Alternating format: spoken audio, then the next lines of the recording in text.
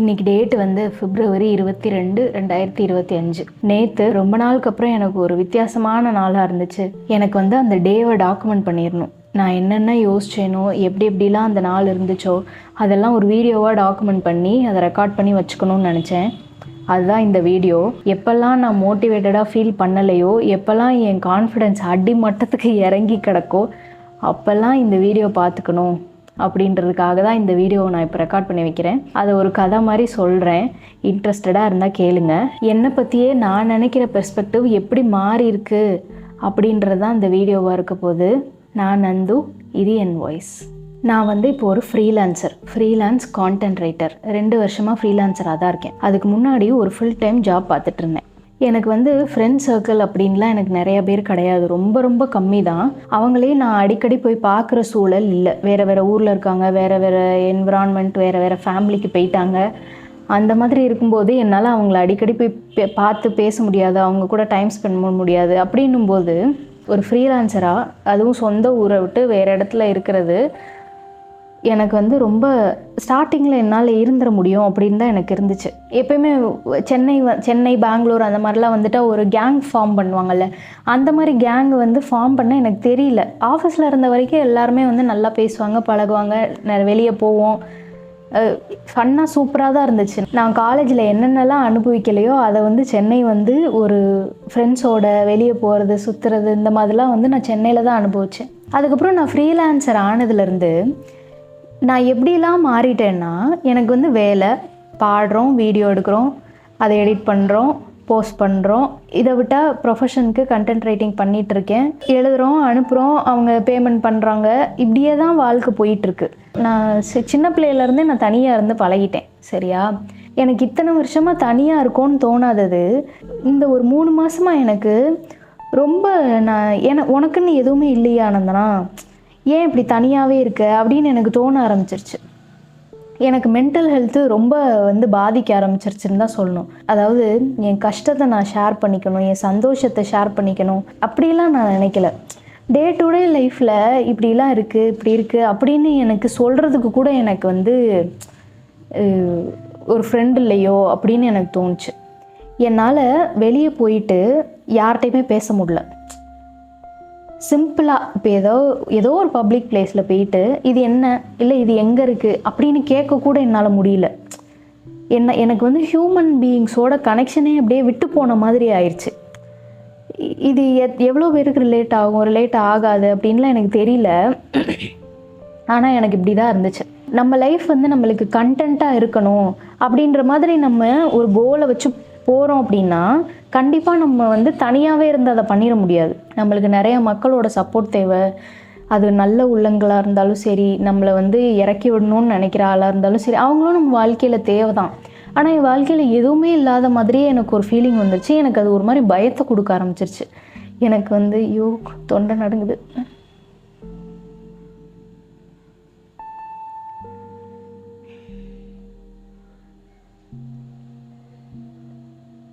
நான் எப்படி ஆயிட்டேன்னா, என்னால் யார்கிட்டையுமே வெளியாள்கிட்ட பேசவே முடியல. என் பக்கத்து வீட்டுக்காரங்க கூட ஏதாவது வந்து என்கிட்ட பேசுகிறாங்க அப்படின்னா நார்மலாக என்னால் ஒரு கோர்வையாக ஒரு சென்டென்ஸ் என்னால் பேச முடியல. எனக்கு வந்து தெரப்பி போகணும், ஏதாவது சைக்கியாட்ரிஸ்ட்டை போய் பார்க்கணும், உனக்கு ஏதோ பிரச்சனை வந்துருச்சுன்னா இதுலேருந்து உன்னை தயவு செஞ்சு வெளியே மீட் எடுத்துரு அப்படின்னு வந்து எனக்கு தோணிக்கிட்டே இருந்துச்சு. ஐயோ, என்னால் ஏன் பேச முடியல?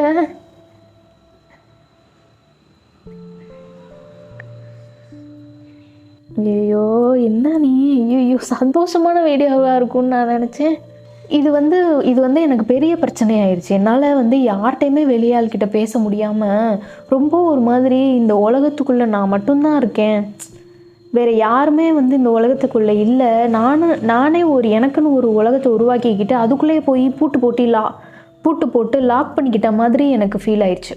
அதை எப்போ நான் உணர ஆரம்பித்தேன்னா, நான் வந்து பொதுவாக ஒரு பப்ளிக் பிளேஸ் அப்படின்னு இந்த மாதிரி ஒரு நெட்வொர்க் பண்ணணும் அப்படின்றதுக்காக ஈவெண்ட்ஸ் நடக்கும்ல, அந்த மாதிரி ஈவெண்ட்ஸ் அட்டன் பண்ணணும் அப்படின்னு நினச்சேன். அப்போ வந்து இளையராஜாவை பற்றி நீலமில் ஒரு ஈவெண்ட் மாதிரி கண்டக்ட் பண்ணியிருந்தாங்க. அங்கே போனேன். அங்கே வந்து ஒரு கரோக்கி செக்மெண்ட் ஒன்று வச்சுருந்தாங்க. அந்த கரோக்கி செக்மெண்ட்டில் நான் பாடியிருக்கலாம், ஆனால் நான் பாடலை.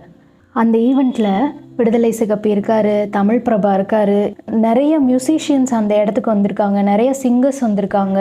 மியூசிக் சம்மந்தமாக தமிழ் சினிமாக்குள்ளே வரணும், இல்லை தமிழ் சினிமாவில் ஏற்கனவே இருக்கிற டெக்னீஷியன்ஸ் நிறையா பேர் இருக்காங்க, பப்ளிக்கும் இருக்காங்க. 2 ஆப்ஷன்ஸ் தான். ஒன்று, நான் பாடியிருந்தால் நிறையா கான்டெக்ட்ஸ் கிடச்சிருக்கும், நிறையா ஆப்பர்ச்சுனிட்டிஸ் கிடச்சிருக்கும், இல்லை ஒன்றுமே கிடச்சிருக்காது. இப்போ ஒன்றுமே கிடைக்காதனால என் வாழ்க்கையில் நெகட்டிவாக எதுவும் நடந்துறது போடுறது கிடையாது. அடுத்தடுத்து நான் ட்ரை பண்ணிகிட்டே இருப்பேன். சரி, இதை விட்டுருவோம். ஒரு வேளை எனக்கு ஆப்பர்ச்சுனிட்டிஸ் கிடச்சிருக்கலாம், அதுக்கு நிறைய வாய்ப்பு இருந்திருக்கு. கிடச்சிருந்தா நான் என்னோடய கோலை நோக்கி அடுத்த ஸ்டெப்பை எடுத்து வச்சுருக்கலாம். சரியா? இதை நான் பண்ணலை. நான் ஃபஸ்ட்டு கரோக்கி யார் பாடுறான்னு கேட்டோன்னே எழுதி கொடுத்துட்டேன்.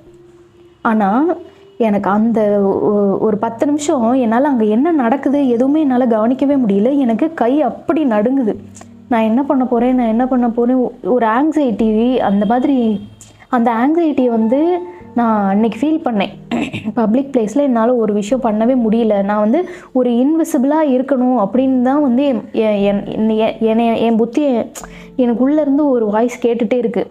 நீ எதுவும் பேசாத, யார்கிட்டையும் பேசாத, நீ இந்த உலகத்தில் கிடையாது, நீ ஒரு இன்விசிபிளான ஒரு கிரியேச்சர், நீ இருந்துட்டு ரசிச்சுட்டு போயிரு அப்படின்னு தான் என்னை உள்ளேருந்து ஒரு வாய்ஸ் எனக்கு கேட்டுகிட்டே இருக்குது. அதுக்கப்புறம் நான் என்ன பண்ணிட்டேன், அங்கே இந்த ஹெல்ப் பண்ணுறதுக்கு ஒரு அண்ணன் இருந்தார், பேரெல்லாம் வாங்கி எழுதிட்டு இருந்தார். அவர்கிட்ட கேட்டு, இல்லைண்ணே நீங்கள் அந்த பேரை அடிச்சிருங்க அப்படின்னு சொல்லி அடிச்சிட்டேன். நான் பாடவே இல்லை. இப்போ இது அப்படியே போயிடுச்சு. இது ஃபஸ்ட்டு. 2வது ஈவெண்ட்டு காசு கொடுத்து போனேன். ஒரு ஓப்பன் மைக் ஈவெண்ட்டு, ஸ்டூடியோ பேர் எனக்கு மறந்து போயிடுச்சு. ஓப்பன் மைக் ஈவெண்ட்டு கை ஸ்கில்ஸோட ஸ்டோரியில் பார்த்துட்டு போனேன். அவங்க அதில் பெர்ஃபார்ம் பண்ணியிருந்தாங்க. அந்த ஸ்டோரி பார்த்துட்டு பேர் கொடுத்து காசு கட்டி போயிட்டேன். நான் எதுவுமே ப்ரிப்பேர் பண்ணிட்டு போகல. ஏன்னா நான் பாட மாட்டேன்னு எனக்கு தெரியும். நான் எதுவுமே ப்ரிப்பேரே பண்ணிட்டு போகல. ஆக்சுவலாக ஓப்பன் மைக்கோட இதுவே என்ன, நம்மளுக்கு ஒரு ஸ்டேஜ் கிடைக்கிது, நம்ம பாடணும் அப்படின்னு தான். ஆனால் நான் அதை அங்கே பண்ணவே இல்லை. அங்கே ஒரு 15 பேருக்குள்ளே தான் இருந்திருப்பாங்க. அவங்களோட டீமையும் சேர்த்து 15-20 பேர் கூட இருந்திருக்க மாட்டாங்க. அங்கேயும் எனக்கு சான்ஸ் கிடச்சிச்சு. காசு கட்டி போயிருக்கேன். நானே ஒரு ஆப்பர்ச்சுனிட்டியை உருவாக்கி, ஆனால் நான் அதை பயன்படுத்திக்கலை. இது 2வதா. இந்த மாதிரியே எனக்கு எங்கெல்லாம் பேசணுமோ இல்லை பாடணுமோ எனக்கு எதுவுமே பண்ணவே முடியாது. என்னால் எனக்கு அப்படியே எல்லாமே பிளாங்க் ஆயிரும். இது எப்படி சொல்கிறது, நான் போய் நின்று எனக்கு பிளாங்க் ஆகும்னு நான் சொல்லலை. நான் போகிறதுக்கு முன்னாடி எனக்கு எல்லாமே பிளாங்க் ஆயிரும். எனக்கு கையெல்லாம் நடுங்க ஆரம்பிச்சிடும். எனக்கு வார்த்தையே வராது. இதில் எங்கிட்ட இருந்து நான் பாட போகிறேன், எதுவுமே வராது. எனக்கு இப்படியே ஆகிட்டு இருந்துச்சு. ஒரு கட்டத்துக்கு மேலே என்னால் எதுவுமே பண்ண முடியல. எனக்கு என்ன யோசனை ஆயிடுச்சுன்னா, 2 வருஷமாக இருக்க, ஆனால் நீ என்ன பண்ணிட்ட, இல்லை நீயே உன்னை ஏமாற்றிட்டு இருக்கியா, உனக்கு இந்த மாதிரி ஸ்கில்ஸ் எல்லாம் இருக்குது அப்படின்னு. எனக்கு அந்த செல்ஃப் டவுட்ஸ் அதிகமாக வர ஆரம்பிச்சிருச்சு. என்னால் எதையுமே நார்மலாக பண்ண முடியல. ஏன் நான் இப்படி திக்குறேன், ஏன் என்னால் பேச முடியல, ஏன் வெளியால் பார்த்தா எனக்கு கை நடுங்குது அப்படின்னு எனக்கு தெரியல. சரி, இப்போ என்னோடய சுச்சுவேஷன் உங்களுக்கு புரிஞ்சிருக்கும்னு நினைக்கிறேன். சரியா? இப்படி தான் இருக்கேன். நான் மெடிக்கலி டெஸ்ட் பண்ணிக்கல. ஏன்னா என்னால் தெரப்பி, சைக்கியாட்ரிஸ்ட்லாம் அஃபோர்ட் பண்ண முடியாது. நான் ஃப்ரீயாக கவர்மெண்ட் ஹாஸ்பிட்டல்ஸில் இருக்கா அப்படின்னு எதுவும் தேடி பார்த்தேன். ஆனால் எனக்கு சரியான இன்ஃபர்மேஷன் அதிலேருந்து கிடைக்கல. நான் அப்படியே அதை ஆற போட்டுட்டேன். ஆனால் நான் என்னை ஒரு விஷயத்தில் நான் நல்லா நம்புவேன். அது அடல்ட் ஆனதுக்கப்புறம் எனக்கு ரொம்ப ரியலைஸ் ஆச்சு. இப்போ நம்ம ஸ்கூல் காலேஜ் படிக்கிற வரைக்கும் நம்ம அம்மா அப்பா நம்மளை பார்த்துக்கிடுவாங்க, நம்மளை சுற்றி இருக்கிறவங்க நம்மளை மேலே கொண்டு வந்துடுவாங்க. அந்த மாதிரிலாம் எனக்கு ஒரு நினப்பு இருந்துச்சு. ஆனால் நான் காலேஜ் முடித்ததுக்கப்புறம் எனக்கு வாழ்க்கையை பற்றின பயம் வர ஆரம்பித்ததுக்கப்புறம் தான் எனக்கு ஒன்று ரியலைஸ் ஆச்சு. நம்ம வாழ்க்கையை மாற்றுறதுக்காக யாருமே வரமாட்டாங்க. நம்ம வாழ்க்கையை மாற்றணும்னா அது நம்ம கையில் மட்டும்தான் இருக்குது, வேறு யாருமே வரமாட்டாங்க அப்படின்றது எனக்கு உள்ளே தோணிகிட்டே இருந்துச்சு. நான் மற்றவங்களுக்கெல்லாம் அட்வைஸ் கொடுத்துட்ருக்கேன், நீ உன் லைஃப்பை நீ தான் மாற்றணும், வேறு யாரும் உனக்காக மாற்ற மாட்டாங்க அப்படின்னு. ஆனால் நீ ஏன் என்ன பண்ணிகிட்ருக்க அப்படின்னு எனக்கு ஒரு தாட்டு ரொம்ப அதிகமாக எனக்குள்ளே அப்படியே எனக்குள்ளே என்னை அப்படியே பிச்சுக்கிட்டு இருக்கு. இந்த ஸ்லைம் விளாடுவோம்ல, அந்த ஸ்லைம் மாதிரி என்னை அப்படியே பிடிச்சி இழுத்துக்கிட்டு இருக்கு. ஆனால் எனக்கு அதை எப்படி அடுத்த ஸ்டெப் எடுத்து போகிறது என்ன ஏதுன்னு எனக்கு தெரியல. இந்த மாதிரி நிறைய இடத்துல எனக்கு வாய்ப்பு கிடைச்சும் நான் அதை பயன்படுத்திக்கலை. இப்படியே போயிட்டுருக்கும்போது எனக்கு வந்து இந்த தமிழண்டா ரமேஷ் வந்து ஃப்ரெண்டு. அவர் மூலமாக நேற்று கியூப் ஆஃபீஸில் வந்து மூவி பஃப் சேனல் வந்து ஜிப்ரான் சாரை வந்து இன்டர்வியூ எடுத்திருந்தாங்க. அந்த இன்டர்வியூக்கு வியூவர் பாஸ் எனக்கு கிடச்சிச்சு தமிழண்டா ரமேஷ் மூலமாக. போனேன். காலையில் வந்து 10:30 அந்த கியூப் ஆஃபீஸ் போயிட்டேன். அங்கே வந்து உட்கார வச்சுருந்தாங்க. அமைதியாக இருந்தேன். போயிட்டு உட்கார வச்சுருந்தாங்களா, பக்கத்தில் ஒரு ஆள் உட்காந்துருக்காருங்க. எனக்கு வந்து இதுவும் ஒரு நெட்வொர்க்கிங் ஈவெண்ட்டு தான். எனக்கு நல்லாவே தெரியுது. சினிமாக்காரங்களுக்கு மட்டும்தான் இந்த பாஸ் கிடச்சிருக்கும், அவங்க நிறையா பேர் வந்திருப்பாங்கன்னு எனக்கு தெரியுது. அந்த பக்கத்தில் உட்காந்துருக்கிறவர்கிட்ட சும்மா நான் ஏதாவது கான்வர்சேஷன் ஸ்டார்ட் பண்ணியிருக்கலாம். நான் ஸ்டார்ட் பண்ணலை. நான் வீட்டை விட்டு வெளியே வந்து நான் இந்த மாதிரி ஒரு ஈவெண்ட் அட்டன் பண்ண போகிறேன்னு எனக்கு இந்த கிராஃப் இங்கேருந்து அப்படியே கொஞ்சம் மேலே ஏறினாலும் நீ பக்கத்தில் இருக்கிறவங்கக்கிட்டேயே நீ கான்வர்சேஷன் பில்டு பண்ண மாட்டேற, இதிலேருந்து நீ என்ன நெட்வொர்க் பண்ண போகிறேன்னு மறுபடியும் இப்படியே இறங்குது. நான் எனக்குள்ளேயே வந்து நான் ரெஸ்ட்ரிக்ட் பண்ணேன். இப்படி யோசிக்காத இன்னும் ஈவெண்ட்டே ஆரம்பிக்கல, பொறு அப்படின்னு நான் என்னை வந்து கண்ட்ரோல் பண்ணிகிட்ருக்கேன். அதுக்கப்புறம் ஈவெண்ட்டும் ஆரம்பிச்சிச்சு. ஆங்கர் பண்ணிகிட்ருக்காரு. ஜிப்ரான் சார் வந்துட்டார். நல்லா போயிட்டுருக்கு அந்த இன்டர்வியூ. மியூசிக் சம்மந்தமாக ஒருத்தரை நான் நேரில் பார்த்து அவரோட எக்ஸ்பீரியன்ஸஸ்லாம் கேட்குறதுன்றதே எனக்கு ஒரு மாதிரி சந்தோஷமாக இருந்துச்சு. அதுக்கப்புறம் கொஷின்ஸ் கேட்குறதுக்கும் ஒரு இது வந்துச்சு, வாய்ப்பு வந்துச்சு. அப்போ நான் கையை தூக்கிக்கிட்டே இருந்தேன். எனக்கு வந்து இதையும் விட்டுறாத நந்தனா, விட்டணும் நீ சாப்பிடுச்சிருவேன் அப்படின்னு என்னன்னானே எதையா எனக்கு வந்து நீ உளறு என்னன்னாலும் பண்ண, ஆனால் ஏதோ வாயை திறந்து ஏதாவது பேசிடு அப்படின்னு தான் எனக்கு இருந்துச்சு. கையை தூக்கிக்கிட்டே இருந்தேன். கரெக்டாக கையை தூக்கிட்டு எனக்கு முன்னாடி உட்காந்துருந்த ஒருத்தர் வந்து நான் கேட்க நினச்ச கொஸ்டினை கேட்டுட்டார். ஐயோ இப்போ வேறு கேள்வி இல்லையே, கையை வேற தூக்கிட்டோமே அப்படின்னு படான்னு மனசுக்குள்ளே. நான் இப்போ சொல்கிற எந்த விஷயமே ஒரு சிலருக்கு இதெல்லாம் ஒரு விஷயம்னு இது என்ன உட்காந்து பேசிகிட்டு இருக்கு அப்படின்னு தோணலாம். ஆனால் என்ன மாதிரி ஒரு சிச்சுவேஷனில் அவன் இன்ட்ரோவர்ட்டுன்னு சொல்லிக்கிறதா, இல்லை ஒரு சோஷியல் ஆங்ஸைட்டி இருக்கிற பர்சன்னு சொல்லிக்கிறதா, எப்படினாலும் நீங்கள் நினச்சிக்கோங்க. எங்கள் உள்ளுக்குள்ளேயே நாங்கள் நிறைய பேட்டில்ஸ் வந்து இது பண்ணி அதை விட்டு வெளியே வரதே எங்களுக்கு பெரிய பிரச்சனையாக இருக்குது. சரியா, கையை தூக்கிட்டேன். ஆனாலும் இப்போ நம்ம நினச்ச கேள்வியை அவர் கேட்டுவிட்டாரே, என்னத்தை நம்ம இப்போ கேட்க, மைக்கு வேறு எடுத்து நம்மகிட்ட கொடுக்க போகிறாங்களே அப்படின்னும் போது அதுக்கப்புறம் சும்மா ஒரு ஆன் த ஸ்பாட்டில் யோசிச்சு விசிலிங் பற்றி நான் சிங்கிங் ட்ரை பண்ணிகிட்ருக்கேன். நான் ஒரு விசிலரும் தான். நீங்கள் வந்து அதே கண்களில் இந்த விசில் யூஸ் பண்ணியிருப்பீங்க. ஏன் அந்த விசில் அங்கே யூஸ் பண்ணீங்க, அந்த விசில் வந்து அந்த இடத்துல என்ன டோனை செட் பண்ணுது அப்படின்ற மாதிரி டக்குன்னு யோசித்து கேட்டுட்டேன். இந்த மாதிரி இவ்வளோ கோர்வையெல்லாம் கேட்கல, ஒளரி தடுமாறி திக்கி தான் கேட்டேன். ஆனால் பரவாயில்ல, நீ கேட்டுட்டு வந்தனா அப்படின்னு I am so proud of you அப்படிலாம் எனக்கு இருந்துச்சு. அவரும் காமாக ஆன்சர் பண்ணிட்டாரு. சந்தோஷம்தான். நான் வந்து வீட்டை விட்டு வெளியே வந்துட்டேன். எனக்குன்னு நான் கட்டி வச்சிருந்த ஒரு பப்பிளை விட்டு வெளியே வந்துட்டேன். நான் வந்து வாயை திறந்து பேச வேற செஞ்சுட்டேன். எனக்கு வந்து அப்போ இருந்த சாட்டிஸ்ஃபேக்ஷன் இருக்கே. எனக்கு முன்னாடி ஒரு பெரிய ஒரு செவுரு இருந்துச்சு. அந்த செவுரை வந்து நான் உடைக்கவே முன் வரலை. அந்த செவுரை உடைச்சிட்டா அந்த பக்கம் நல்லா இருக்குன்னு எனக்கு தெரியும். ஆனால் நான் அதை வந்து உடைக்கவே முன் வரலை. நேற்று அதை உடைச்சிட்டேன். நேற்று வந்து அந்த செவரை நான் உடைச்சிட்டேன். இப்போ நான் விசிலர்னு மென்ஷன் பண்ணி நான் ஒரு கேள்வி கேட்டேன்னா, அதுக்கப்புறம் அந்த ஈவெண்ட்டு முடிஞ்சிச்சு. ஈவெண்ட்டு நல்லா போச்சு, சூப்பராக போச்சு. அந்த வீடியோ எப்போ வந்து வரும்னு நான் வெயிட் பண்ணிகிட்ருக்கேன். ஒருவேளை நான் இந்த வீடியோவை அப்லோட் பண்ணி அதுக்கப்புறம் அந்த வீடியோ வந்துருந்துச்சு அப்படின்னா நான் அதை வந்து கமெண்ட் செக்ஷனில் போடுறேன். அந்த இன்டர்வியூ முடிஞ்சதுக்கப்புறம் வெளியே வந்து காஃபி கொடுத்தாங்க. காஃபி வாங்கிட்டு குடிச்சிட்டு இருக்கும்போதே பின்னாடி இருந்து ஒரு பையன் வந்தான். அக்கா அப்படின்னு கூப்பிட்டான். அந்த மாதிரி இன்ட்ரோ பண்ணிக்கிட்டா, நான் இந்த இன்ஸ்டிடியூட்லேருந்து வரேன், நாங்கள் வந்து சிங்கர்ஸ் தேடிட்டுருக்கோம் அப்படின்னு சொன்னோன்னே எனக்கு வந்து நான் வெளியே காமிச்சிக்கல. எனக்கு அவ்வளோ சந்தோஷம். இந்த ஆப்பர்ச்சுனிட்டி நம்மளுக்கு வருமா வராதா அதெல்லாம் கிடையாது. எனக்கு அதெல்லாம் அந்த இடத்துல சத்தியமாக தோணவே இல்லை. எனக்கு வந்து நம்ம பேசுகிறோம், நம்ம நிறைய பேர்கிட்ட பேசுகிறோம், நம்ம மியூசிக் சம்மந்தமாக நம்ம அடுத்த இதுக்கு போகிறோம், நீ வெளியே வந்துட்ட, இதுக்கப்புறம் நீ நல்லா இருப்ப அப்படி அந்த மாதிரி எனக்கு அது மட்டும்தான் எனக்கு ஓடிக்கிட்டே இருக்குது. இந்த மாதிரி கேட்டு அதுக்கப்புறம் அந்த பையன்கிட்ட நம்பரெல்லாம் எக்ஸ்சேஞ்ச் பண்ணிக்கிட்டேன். அதுக்கப்புறம் இன்னொருத்தர் வந்தார். இன்னொருத்தர் வந்து அவர் ஒரு ஸ்டூடியோ வச்சுருக்கார் போல், வெப் சீரிஸ்லலாம் ஒர்க் பண்ணியிருக்காரு, ஒரு மியூசிக் கம்போசர். அவர் வந்து பேசினார், ஆக்சுவலாக நாங்கள் விஸ்லிங்க்கு தான் ஆள் தேடிட்டுருக்கோம் அப்படின்னாரு. எனக்கு இதில் வந்து 2 சந்தோஷம். ஃபஸ்ட்டு நான் சொன்ன மாதிரி நான் பேச ஆரம்பிச்சிட்டேன் அப்படின்றது. 2வது, நான் ஸ்கூல் படிக்கிறதுலேருந்தே நான் வந்து விஸ்லிங் பண்ணணும், நான் வந்து எனக்கு ஒரு ஸ்டேஜ் கிடைக்கணும், நான் அதை பண்ணணும் அப்படின்னு நான் ரொம்ப வந்து வெயிட் பண்ணிகிட்ருக்கேன். ஸ்கூல் படிக்கிறதுல லிட்ரலாக ஸ்கூல் படிக்கிறப்பையும் ஒரு காம்படிஷனில் விசில் பண்ண வந்து என்னால் பண்ண முடியாமல் போச்சு.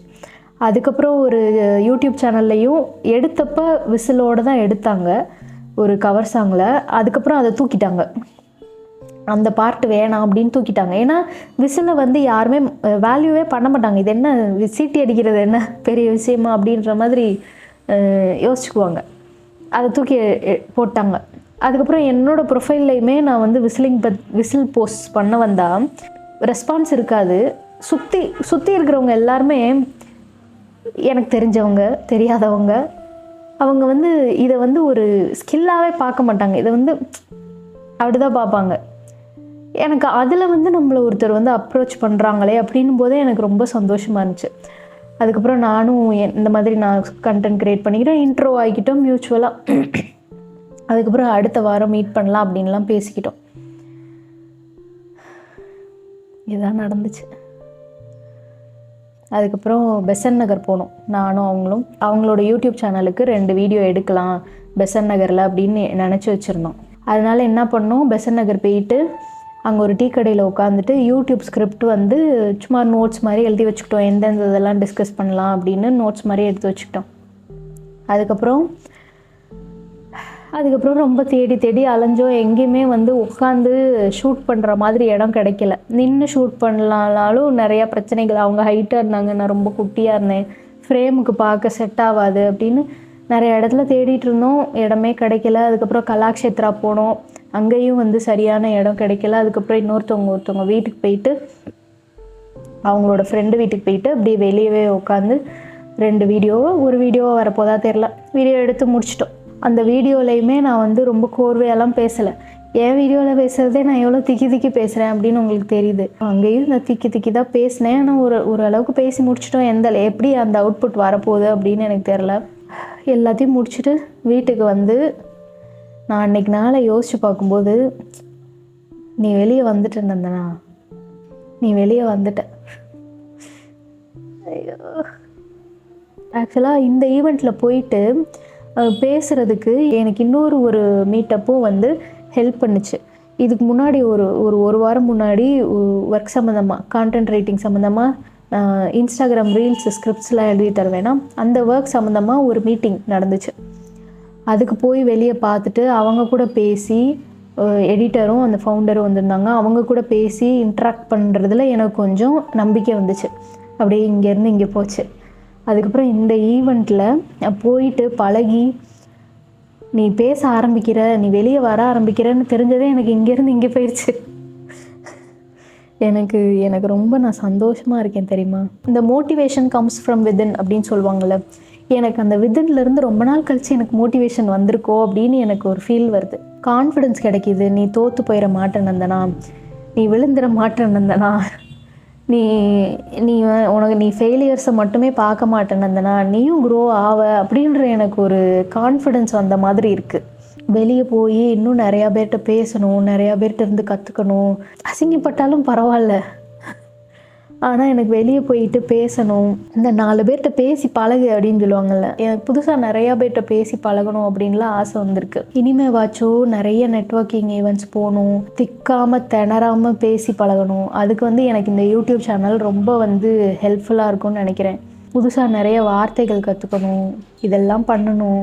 எனக்கு நிறைய படிக்கணும், இன்னும் நிறையா பாட்டு பாடணும், நிறையா கான்டென்ட்டு இன்ஸ்டாகிராமில் க்ரியேட் பண்ணணும், அது எல்லாத்தையும் யூடியூப்பில் வந்து டாக்குமெண்ட் பண்ணணும். லைஃப் வந்து அப்படியே வேறு ட்ராக் சேஞ்ச் ஆகிக்கிட்டு இருக்க மாதிரி எனக்கு ஒரு சந்தோஷத்தை கொடுத்துச்சு. ஒரு சின்ன ஈவெண்ட்டு அது எவ்வளோ மாற்றத்தை கொடுக்குதுன்னு பாருங்கள். சத்தியமாக எனக்கு எனக்கு அவ்வளோ நம்பிக்கை வந்துருச்சு தெரியுமா? நேற்று நான் வெளியே போய் பேசுனதை பார்த்து எனக்கு அவ்வளோ நம்பிக்கை வந்துருச்சு. இனிமேல் நீ கொஞ்சம் கொஞ்சமாக வெளியே வந்துடுவேன் நந்தனா, கவலைப்படாத. என்ன இப்போ பிரச்சனை? உனக்கு ஒன்றும் பிரச்சனை கிடையாது. உனக்கு வந்து நீ நினச்ச மாதிரி உனக்கு மென்டலி ஏதோ ப்ராப்ளமோ இல்லை வந்து புதுசாக ஏதோ ஒரு டிசீஸ் வந்துருச்சோ அப்படிலாம் கிடையாது. நீ வந்து நார்மல் மனுஷி தான், நீ நார்மலாக தான் இருக்க அப்படின்னு எனக்கு ஒரு நம்பிக்கை வந்திருக்கு. இப்போ இதிலேருந்து நான் அடுத்தடுத்து எப்படி கொண்டு போகிறேன்றதுல தான் இருக்குது. எல்லாமே பண்ணணும். அதுக்கு வந்து முதல் படி எடுத்து வச்சுட்டேனோ அப்படின்னு எனக்கு ஒரு சந்தோஷம் வருது, எனக்கு ஒரு நம்பிக்கை வருது. அவ்வளோதான். எப்பயாவது உனக்கு வந்து செல்ஃப் டவுட்ஸ் அதிகமாக இருக்கும்போது இந்த வீடியோ போட்டுப்பார். நீ வந்து ரொம்ப மோசமானதுலேருந்துலாம் வெளியே வந்திருக்க. அதே மாதிரி தான் இப்போயும் உனக்கு ஒரு தடங்கள் இருந்துச்சு, அதிலேருந்து நீ வெளியே வர ஆரம்பிச்சிட்ட. வருத்தப்படாத, அழுகாத, சந்தோஷமாக இரு. நீ உன் வாழ்க்கையில் வந்து இருக்கிற சின்ன சின்ன விஷயங்களை பாராட்டு, நன்றி உணர்வோடு இரு, சந்தோஷமாக இரு. உன் வாழ்க்கை நீ நினச்ச மாதிரி மாறும்.